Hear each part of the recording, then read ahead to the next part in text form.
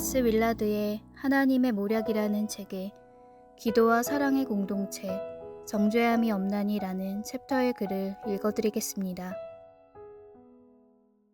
정죄 없는 가정, 가족이나 이웃과 더불어 살며 소중한 이들을 진정으로 돕고자 한다면 정죄와 비난이라는 인간의 뿌리 깊은 습성을 반드시 버려야 합니다.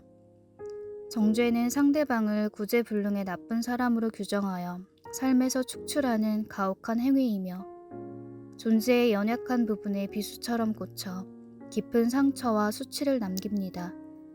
많은 이들이 정죄를 사람을 고치는 수단으로 믿지만 실제로는 분노와 멸시를 불러일으켜 결국 똑같은 기준에 의한 역공과 끝없는 악순환을 낳을 뿐입니다.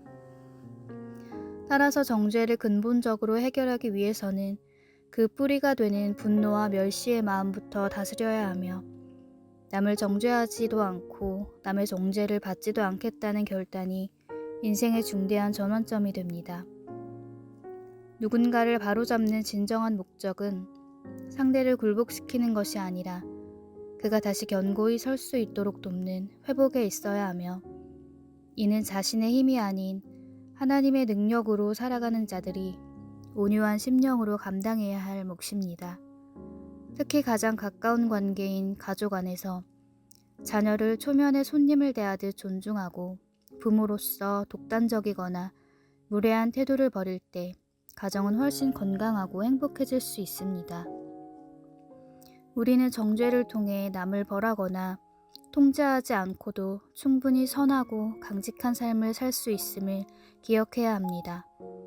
그리스도 예수 안에 있는 자에게는 정죄함이 없다는 사실을 굳게 붙들고 정죄의 게임을 완전히 버리는 것만이 분노와 고통에서 벗어나 천국의 능력을 경험하는 지혜로운 길입니다.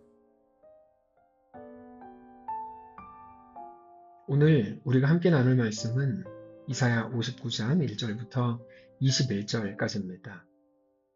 여호와의 손이 짧아 구원하지 못하심도 아니요 귀가 둔하여 듣지 못하심도 아니라 오직 너희 죄악이 너희와 너희 하나님 사이를 갈라놓았고 너희 죄가 그의 얼굴을 가리어서 너희에게서 듣지 않으시게 함이니라.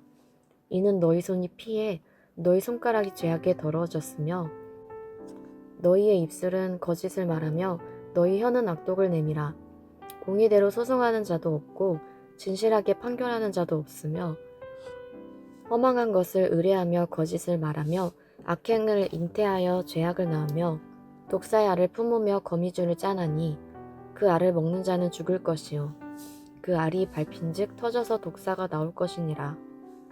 그 짠 것으로는 옷을 이룰 수 없을 것이요 그 행위로는 자기를 가릴 수 없을 것이며 그 행위는 죄악의 행위라. 그 손에는 포악한 행동이 있으며 그 발은 행악하기에 빠르고 무죄한 피를 흘리기에 신속하며 그 생각은 악한 생각이라. 황폐와 파멸이 그 길에 있으며 그들은 평강의 길을 알지 못하며 그들이 행하는 곳에는 정의가 없으며 굽은 길을 스스로 만드나니 무릇 이 길을 밟는 자는 평강을 알지 못하느니라. 그러므로 정의가 우리에게서 멀고 공의가 우리에게 미치지 못한즉 우리가 빛을 바라나 어둠뿐이요 밝은 것을 바라나 캄캄한 가운데 행함으로 우리가 맹인같이 담을 더듬으며 눈 없는 자 같이 두루 더듬으며 낮에도 황혼 때같이 넘어지니 우리는 강장한 자 중에서도 죽은 자 같은지라. 우리가 곰같이 부르짖으며 비둘기같이 슬피 울며 정의를 바라나 없고 구원을 바라나 우리에게서 멀도다. 이는 우리의 허물이 주의 앞에 심히 많으며 우리의 죄가 우리를 쳐서 증언하오니 이는 우리의 허물이 우리와 함께 있음이니라. 우리의 죄악을 우리가 아나이다. 우리가 여호와를 배반하고 속였으며 우리 하나님을 따르는 데에서 돌이켜 포악과 폐역을 말하며 거짓말을 마음에 잉태하여 낳으니 정의가 뒤로 물리침이 되고 공의가 멀리 섰으며 성실이 거리에 엎드러지고 정직이 나타나지 못하는도다. 성실이 없어짐으로 악을 떠나는 자가 탈취를 당하는도다. 여호와께서 이를 살피시고 그 정의가 없는 것을 기뻐하지 아니하시고 사람이 없음을 보시며 중재자가 없음을 이상히 여기셨으므로 자기 팔로 스스로 구원을 베푸시며 자기의 공의를 스스로 의지하사 공의를 갑옷으로 삼으시며 구원을 자기의 머리에 써서 투구로 삼으시며 보복을 속옷으로 삼으시며 열심을 입어 겉옷으로 삼으시고 그들의 행위대로 갚으시되 그 원수에게 분노하시며 그 원수에게 보응하시며 섬들에게 보복하실 것이라. 서쪽에서 여호와 이름을 두려워하겠고 해돋는 쪽에서 그의 영광을 두려워할 것은 여호와께서 그 기운에 몰려 급히 흐르는 강물같이 오실 것이미로다. 여호와의 말씀이니라. 구속자가 시온에 임하며 야곱의 자손 가운데에서 죄과를 떠나는 자에게 임하리라. 여호와께서 이르시되 내가 그들과 세운 나의 언약이 이러하니 곧 내 위에 있는 나의 영과 내 입에 둔 나의 말이 이제부터 영원하도록 내 입에서와 내 후손의 입에서와 내 후손의 후손의 입에서 떠나지 아니하리라 하시니라. 여호와의 말씀이니라. 아멘.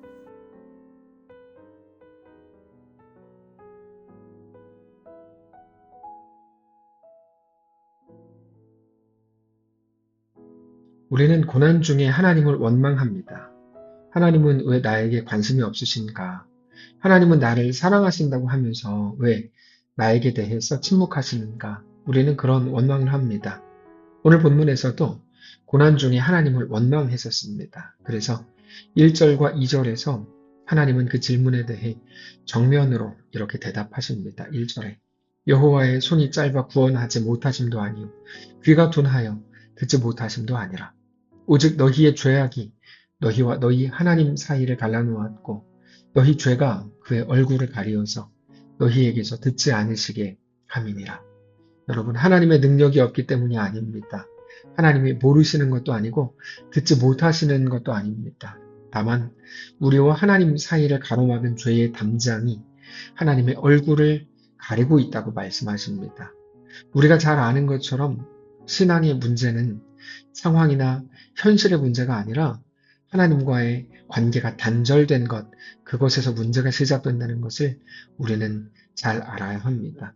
얼마 전에 평강에 대해서 말씀을 드렸는데 평강은 현실이 좋아질 때 우리 속에서 생겨나는 게 아니라 하나님의 함께 하심으로 시작된다고 말씀드렸죠. 그래서 찬송가의 가사처럼 우리의 자리가 초막의 자리이든 궁궐의 자리이든 하나님과 함께라면 그 자리가 하늘나라라고 고백할 수 있는 겁니다. 결국에 그 반대로 하나님과 함께하지 않는다면 그 자리가 얼마나 대단한 자리라고 해도 거기에는 결코 진정한 평강이, 온전한 평안이 있을 수가 없는 것입니다. 그런데 하나님과의 관계를 막는 것, 하나님과의 관계를 단절하게 하는 것은 바로 우리의 죄라고 오늘 본문이 말씀하시는 겁니다. 그래서 3절 이하에서는 인간의 타락한 실상을 적나라하게 묘사합니다. 우리의 손이 피에 더러워졌고 입술은 거짓을 말한다. 공의대로 재판하는 사람이 없고 진실하게 구하는 사람도 없다. 이렇게 말씀을 하신다는 겁니다.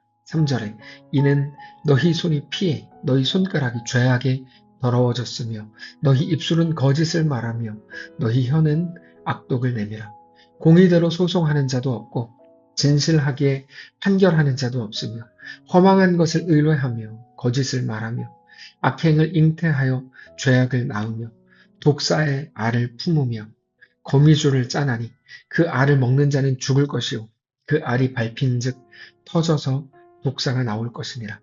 특별히 여기 5절을 보면 우리가 행하는 모든 수고에 대해서 독사의 알을 품으며 거미줄을 짜는 것이다. 이렇게 비유하십니다. 독사의 알을 먹는 자는 죽을 것이고 그 거미줄로는 결코 옷을 해서 입을 수가 없습니다. 결국에 그렇게 하나님 없는 인간의 열심이라고 하는 건 아무리 대단하다고 해도 결국 그것으로 자기 자신을 해치거나 또는 아무런 보호도 되지 못하는 허무한 결과로 끝나고 말 겁니다. 아무리 열심히 살아도 그리고 그 결과 세상에 대단한 것들을 얻는다고 해도 하나님 없는 열심은 결코 온전한 평강을 만들어낼 수가 없습니다. 오히려 굽은 길을 스스로 만들게 될 뿐입니다. 그리고 그것이 하나님을 떠난 인간의 비극적인 모습입니다. 그리고 그렇게 만들어진 공동체의 비참한 탄식이 곧 이렇게 표현됩니다. 9절에 그러므로 정의가 우리에게서 멀고 공의가 우리에게 미치지 못한즉 우리가 빛을 발하나 어두운 뿐이요 밝은 것을 바라나 캄캄한 가운데로 행함으로 우리가 맹인같이 담을 더듬으며 눈 없는 자같이 두루 더듬으며 낮에도 황혼때같이 넘어지니 우리는 강장한 자 중에서 죽은 자 같은지라. 우리는 정의를 바라지만 정의는 멀리 있고 구원을 바라지만 구원은 우리에게서 멀 뿐입니다. 그런데 여기서 중요한 건 그때부터 시작되는 인정입니다. 여러분 인정하고 항복하고 고백하는 것 그것이 모든 회복의 시작이 됩니다. 12절에 이는 우리의 허물이 주의 앞에 심히 많으며 우리의 죄가 우리를 쳐서 증언하오니 이는 우리의 허물이 우리와 함께 있음이니라. 우리의 죄악을 우리가 아나이다. 이렇게 인정하는 것 그게 회복의 시작입니다. 우리의 죄가 하나님 앞에 얼마나 치명적인지를 정직하게 시인하는 데서부터 회복이 시작됩니다. 13절에 우리가 여호와를 배반하고 속였으며 우리 하나님을 따르는 데에서 돌이켜 포악과 패역을 말하며 거짓말을 마음에 잉태하여 낳으니 정의가 뒤로 물리침이 되고 공의가 멀리 섰으며 성실이 거리에 엎드러지고 정직이 나타나지 못하는도다. 우리는 작은 잘못에 대해서도 잘 인정하지 못합니다. 알지 못하기 때문이기도 하지만 그것보다도 인정하는 순간 자기가 너무 초라해진다고 생각하기 때문일 겁니다. 그러나 다른 사람들이 보는 우리의 모습은 그렇게 중요하지 않습니다. 하나님 앞에서 우리가 어떤 자가 되는지가 중요할 뿐입니다. 우리는 기능이나 다른 사람들의 평판에 따라 달라지는 사람들이 아니라 하나님 앞에서 어떤 존재인지가 가장 중요하다는 것을 알아야 합니다. 세상의 말이나 손가락질이나 조롱이나 반대로 세상이 우리를 우러러보거나 대단하게 칭찬하는 것도 사실 아무런 의미가 없습니다. 정말 아무런 의미가 없는 겁니다. 그럼 뭘까요? 오직 하나님의 자녀, 하나님의 백성, 하나님이 나의 왕이신 하나님의 사람이라고 하는 우리의 그 존재와 우리의 정체성이 우리를 가장 복되게 하는 것뿐입니다. 그러나 하나님이 아니라 그저 사람들의 눈과 귀와 그들의 입을 신경 쓰고 그게 전부라고 생각하면서 진리가 거리에 엎드러지고 정직이 나타나지 못하는 암담한 현실 속에서 하나님은 공의가 없는 것을 보시고 슬퍼하십니다. 그러나 이 절망적인 상황에서도 대반전이 일어납니다. 하나님이 직접 나서시기 때문입니다. 16절에 사람이 없음을 보시고 중재자가 없음을 이상히 여기셨으므로 자기 팔로 스스로 구원을 베푸시며 자기의 공의를 스스로 의지하신다 이렇게 되어 있는데 인간 중에는 해결책이 없기 때문에 하나님이 직접 구속자로 이 땅에 오셨습니다. 하나님이 친히 우리의 왕이신 것을 드러내신 겁니다. 그게 복음입니다.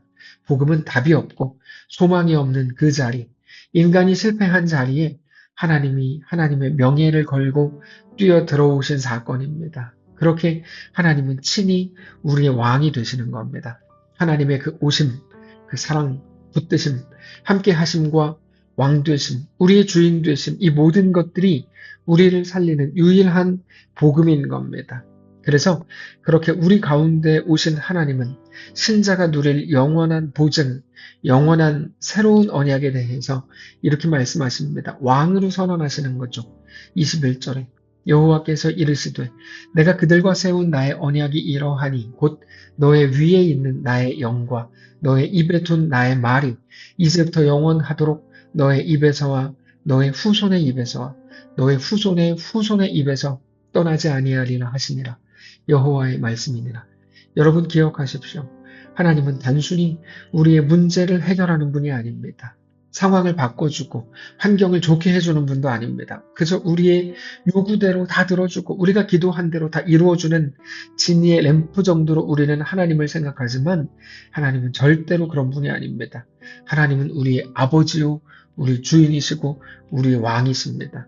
하나님을 잘못 생각했습니다. 하나님은 우리의 종처럼 부릴 수 없습니다. 하나님은 우리 안에 성령을 주시고 우리 입에 하나님의 말씀, 그 진리를 주셔서 하나님 앞에 서게 하시는 분입니다. 하나님은 우리의 왕으로서 계시고 그렇게 행하십니다. 그래서 우리의 힘이 아니라 오직 하나님이 우리의 아버지가 되시고 우리는 그분의 자녀가 되게 하시는 것이 하나님의 목적이고 하나님의 이끄심입니다.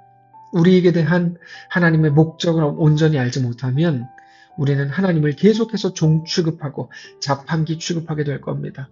그러나 우리가 하나님이 누구신지, 우리에게 대해 어떤 목적을 가지셨는지를 생각하고 기억한다면 비로소 온전한 성도로, 신자로, 하나님의 백성으로 살아갈 수 있게 될 겁니다. 오늘 우리가 그 하나님 앞에 온전히 서야 합니다. 여전히 상황과 환경만을 보고 감사나 원망을 반복했던 우리의 모습을 이제 멈추고 하나님의 말씀을 붙들어야 합니다. 그렇게 하나님이 우리의 인생에 개입하시도록 우리의 왕의 자리를 이제는 내어드려야 합니다. 그게 하나님이 그토록 원하시는 겁니다.